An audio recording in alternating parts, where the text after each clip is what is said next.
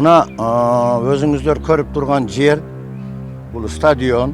2 гектар 67 сотук аянттагы бул жер тилкеси мындан 2 жыл мурда тагыраагы 2018 жылдын акыр чендеринде эле Сузак райондук милициясынын балансында турган. Бирок белгисиз себептерден улам Сузак районунун акими менен жергиликтүү милициянын ошол кездеги жетекчилеринин аракетинин астында айтылган аянт мөөнөтсүз мөөнөткө берилгенине карабастан башка тараптарга өтүп кеткен. Мына өзүңүздөр көрүп турган жер бул стадион.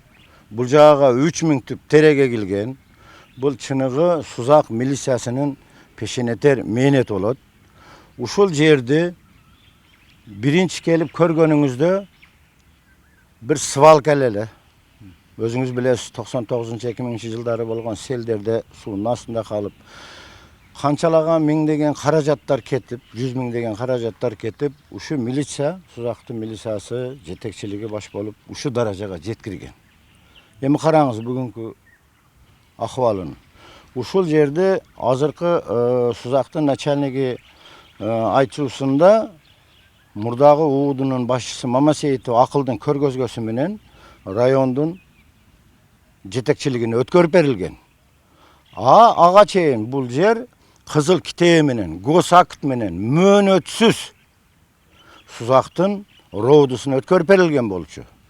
Булар тымызын жеңичинен коррупциялык жол менен эч кимге билдирбестен Мамасеитовдун көргөзмөсү менен сотко бир жаран аркылуу кайрылтып, айыл өкмөтүнүн эсебине алдырткан. Мен 15 январда пресс конференция бергенимде айтканмын. Кашкар Астахановичка кайрылганмын, өкмөт башчысына кайрылганмын. Мына өзүңүздөр күбө болуп келатасыздар.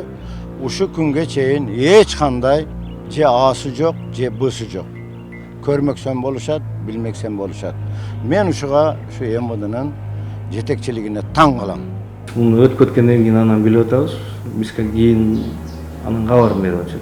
Кызыгы, Сузак райондук милициясынын башчысы 3 гектарга жакын жердин алардын балансынан чыгарылып кеткенинен кабары болбогонун айтат. Тийиштүү процессуалдык кадамдар жасалып бүткөн соң гана жер эми жергиликтүү бийликтин карамагына өткөнүн билген. Бизге Сузак айылдык округунун токтому менен 2009-жылы бизге берилген экен, бул боюнча токтом чыккан экен. Бизге ушул спорт аянтчасы, бизге дене тарбия даярдыгынын өтүшүндө бизге өткөн. 2009-жылы мөөнөтү жок, определенный бир монча жылга чейин мөөнөтү жок эмес мөөнөт көрүп берген. Анан 2017-жылы бул жер аянт боюнча Сузак айыл өкмөтү сотко кайрылыптыр. Сотко кайрылып, ушул соттун чечими менен бул токтом жокко чыгарылып, ушул жер аянтчасы соттун чечими менен кайра Сузак айыл өкмөтүнө өтүп кеткен экен. Бул өтүп кеткен боюнча биз муну өтүп кеткенден кийин анан билип атабыз. Бизге кийин анын кабарын берип атышат. Что бизге өттү деп. Соттук процесс жүргөн убакта негизи буга юристтер катышыш керек эле, но биз катышкан эмеспиз. Бир соттук процессине биз бир кызматкерибизди келип отурумга катышып берин дегенден жөнөткөн экенбиз. Негизи бул жерге өзү юрист барыш керек эле. Ошол жер тилкеси сиздерге керек беле? Негизи. Бул жер тилкеси бизге албетте керек. Бул жерде азыркы учурда футбольный поле бар, жанында жашылдандырганбыз. Бизге чейин иштеп кеткен ардагерлерибиз бак-барактарды отургузуп кеткен. Ким тиешеси бар, ал боюнча менин кабарым жок. Бул маселеде Жалал Абад облустук милициясынын ошол кездеги башчысы Акыл Мамасеитов жана Сузак районунун акими Эрмек Омошевдардын өз ара жеңичинен сүйлөшүлгөн, жеке кызыкчылыктары болгон делип күмөндөлөт. Бирок Омошев менен Мамасеитовдон бул маселеге байланыштуу түшүндүрмө алуу үчүн көргөн аракетибизден майнап чыкпады.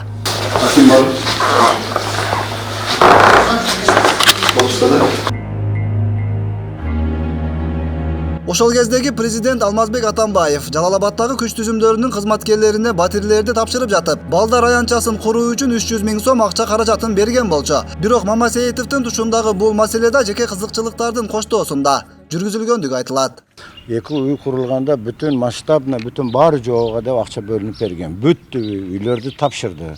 Андан кийин ошо тапшыруу учурунда ошол мезгилдеги президентибиз балдар аянтчасына деп 300 000 акча бөлүп берген. Сертификатын тапшырган. Ошол мезгилдеги областык ички иштер башкармасынын жетекчилигине. Бирок эми караңыздар. Мунун ошол үйдү курган подрядчик тиги качеляны берки балдар сыйганып түшүүчү нерселерди подрядчиктер өздөрү куруп берген. Бул жерде эч качан атайын бөлүнгөн акчадан бул жерде болсо бир 50 000 60 000 сом эле акча кеткен. Акыбалын караңыз. Көрүңүздөр бардыгына. Биз ушуга сомневация этип туруп, өзүбүзчө сүйлөшүп турак жай комиссиясынын балдары өзүбүздүн жетекчибизге кайрылдык. Bir körөлүк деп. Чынында эле эксперттерге кайрылдык. Алар бир болбогон бир 50-60 000 сом эле акча кетиптир. Эң бир арзан, начар материалдардан алып кылышкан. Ошого бизге ушу үйдө жашаган тургундардын кайрылуусу болду. Шуну дагы бир комиссия карап берсеңиздер, турак жай комиссиясы дегенден мен начальник управлениеге кайрылып, комиссия менен ушинтип карап атабыз. Бирок чындыгында бул балдар аянтчасыны 300 000 сом эмес, 60 000 сом кетпеген аянтчага 300 000 сомго биз курдук деп, даже биздин өзүбүздүн сотрудниктер прием кылып алган. Эмнесини прием кылып алды? Биз түшүнбөйбүз ушуга. Ушуну бир акыйкаттык менен иликтеп, кече мен кайрылганымда кылмыш иши козголуу стадиясында турат. Подрядчиктердин менин угушум боюнча мамлекеттик кызматта иштеген ишкер кызматкерлердин өздөрүнүн мындай фирмалары болбош керек экен, честный иштеш керек экен. Бирок биздин Жалал Абад областынын администрациясында иштеген жигит ушул өзүнүн фирмасы менен курган экен. Ал мезгилде мамлекеттик кызматкер эмес элем дейт. Азыр мамлекеттик кызматкер экен, бирөөгө өткөрүп берди. Кимге өткөрүп бергенин деле бир даана айткан жок. Былтыркы жылы бир жылча чындыгы иштебей калган учурда өзүмдүн кичи фирмам бар. Ошондо иштеп жүрүп, ошол УУДнун тендерине катышканбыз. Бакыт мырза учурда Жалал Абад облустук администрациясында бөлүм башчылык кызматын аркалап турган чак. Балдар аянтын жасаган жеке ишкананын ээси экенин жашырбайт. Бирок фирма тарабынан мыйзам бузуу болгон эместигин айтат. Булар бааны 300 000ге баалап атышат. Точнее заказчиктер баалаат. А биз ошол баадан 60 000 кемине бүтүрүп беребиз деп биз мойнубузга алып атабыз. Коюлган ошол прожекторлор, коюлган видеокамералар, булардын баардыгы ал ошол определенный бир базардан алынат. Алардын документтери бар. Ошол стоимосттары жазылат, сертификаттары болот. Алардын баардыгы бизде бар. Койгон адамдар бекер койбойт, алардын услугасы болот. Естественно, налог төлөш керек болот, соцфонд төлөш керек болот. Фирмада иштегендерге зарплата төлөш керек болот.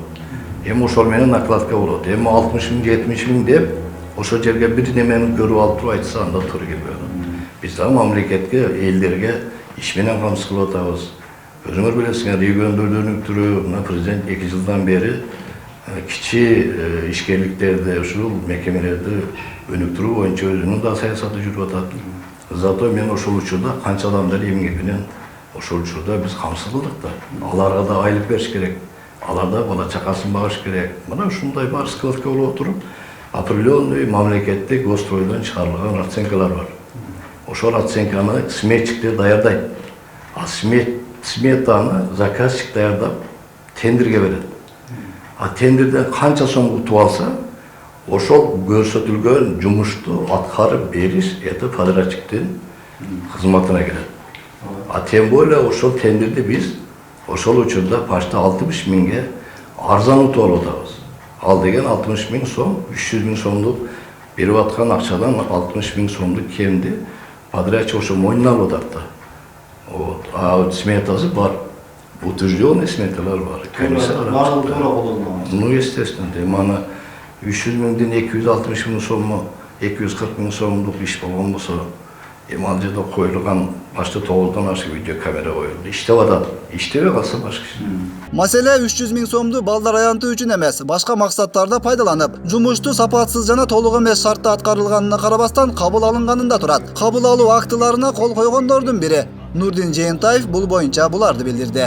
Ошо үйдү бизге тапшырып атканда экс-президент Атамбаев тарабынан дагы 300 000 сомдук сертификат берилген.